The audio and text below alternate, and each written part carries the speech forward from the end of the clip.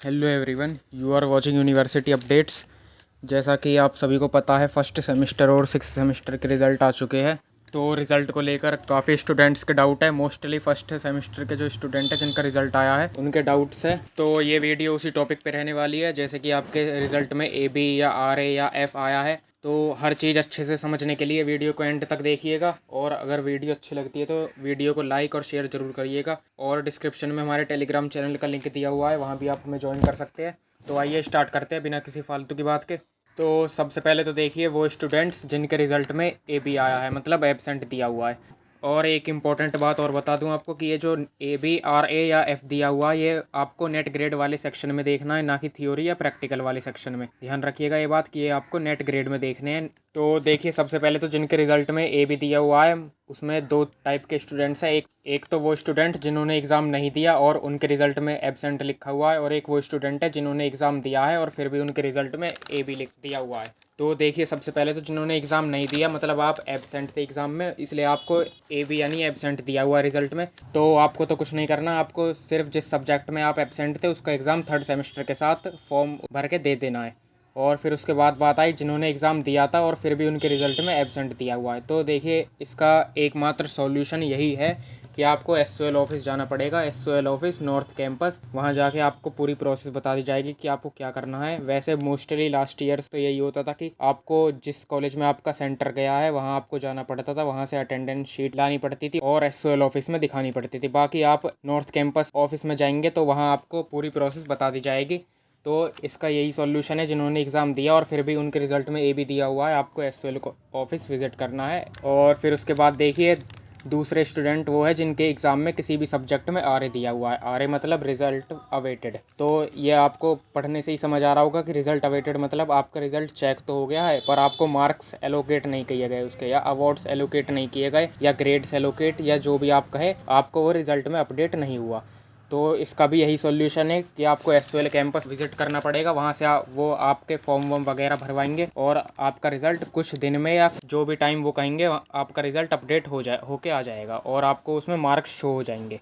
तो RA वालों को भी यही करना है, उन्हें भी SOL को ऑफिस विजिट करना है। और फिर उसके बाद आते हैं वो स्टूडेंट्स जिनके किसी भी सब्जेक्ट में F दिया हुआ है, मतलब उनके रिज़ल्ट में ER लिखा हुआ है। इसका मतलब आप उस सब्जेक्ट में फेल है। पर ध्यान रखिएगा कि आपको F उस वहाँ देखना है जहाँ आपके नेट ग्रेड सेक्शन है। नेट ग्रेड सेक्शन में देखना है, उसमें F होना चाहिए, तभी आप फेल होगे उस सब्जेक्ट में। तो देखिए ये इन स्टूडेंट्स के पास तीन ऑप्शन होते हैं। सबसे पहला ऑप्शन तो ये है कि आप रीचेकिंग करवा लो। रीचेकिंग मतलब आपके जो भी मार्क्स थे, यानी आपको किसी क्वेश्चन में 5 नंबर मिले, किसी में आपको 6 नंबर मिले, आपके वो टोटल एक बार टोटल नंबर ऐड जोड़े जाएंगे और काउंट करा जाएगा कि आपके किसी क्वेश्चन में नंबर रह तो नहीं गए। और इसकी जो फीस है वो 750 पर सब्जेक्ट है।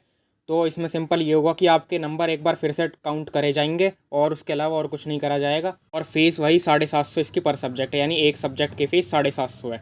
और फिर आपके पास दूसरा ऑप्शन ये है कि आप रिवैल्यूएशन करवा लो। रिवैल्यूएशन मतलब आपकी जो पूरी आंसर शीट है वो आपकी एक बार पूरी डिटेल में चेक करी जाएगी। मतलब किसी क्वेश्चन में आपको कम मार्क्स तो नहीं दिए, यानी मार्क्स सही एलोकेट करे गए हैं, मार्क्स ऐड करके देखे जाएंगे कि सारे मार्क्स ऐड कर लिए या नहीं। मतलब टोटल आपकी पूरी आंसर शीट एक बार अच्छे से वापस चेक करी जाएगी रिवैल्यूएशन में।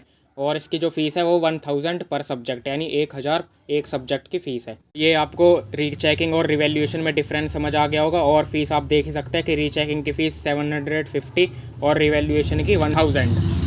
पर ध्यान रखिएगा कि रीचेकिंग और रिवैल्यूएशन वही स्टूडेंट कराए जिसे लगता है कि वो उस सब्जेक्ट में इतना लिख के आया है कि वो पास हो सकता है। अगर आप ये सोच रहे हैं कि आपको रीचेकिंग करवा के और फीस सबमिट करके ऐसे ही पास कर दिया जाएगा, तो इस गलतफहमी में मत रहिएगा।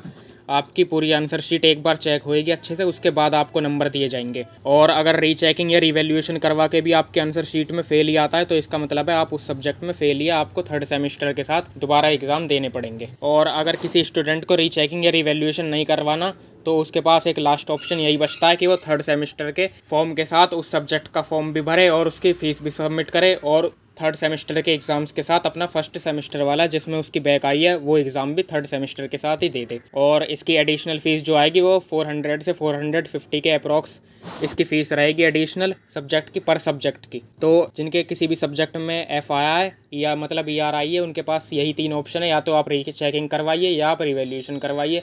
और अगर आपको लगता है कि आप पास नहीं थे, आप लिख के ही नहीं आए, तो आप थर्ड सेमेस्टर में इसका री एग्ज़ाम दे दीजिएगा फॉर्म भर के। पर मैं एडवाइस यही दूंगा कि अगर किसी को री चेकिंग या रिवैल्यूएशन करवाना है तो वो रिवैल्यूएशन करवाए, बाकी आपकी अपनी चॉइस है। तो होप ये आपको समझ आ गया होगा कि AB वाले स्टूडेंट्स जिन्होंने एग्ज़ाम दिया था और फिर भी एब्सेंट दिया हुआ है, उन्हें SOL कैंपस विजिट करना है। और जिनके रिज़ल्ट में रिज़ल्ट अवेटेड दिया हुआ है, मतलब RA दिया हुआ है, उन्हें भी SOL कैंपस जाना है। और जिनके रिज़ल्ट में FI है, उनके पास ये 3 ऑप्शन है, तीनों में से आप जो चाहे वो कर सकते हैं, या तो रीचेकिंग करवाइए या रिवैल्यूएशन करवाइए, वरना फिर थर्ड सेमेस्टर के साथ इसका एग्ज़ाम दे देना। और जब आप थर्ड सेमेस्टर के फॉर्म निकलेंगे तो आपको अपडेट कर दिया जाएगा। ऐसे ही हमारे चैनल से जुड़े रहिएगा। इनके अलावा भी और कुछ और डाउट है तो आप कमेंट में हमसे पूछ सकते हैं।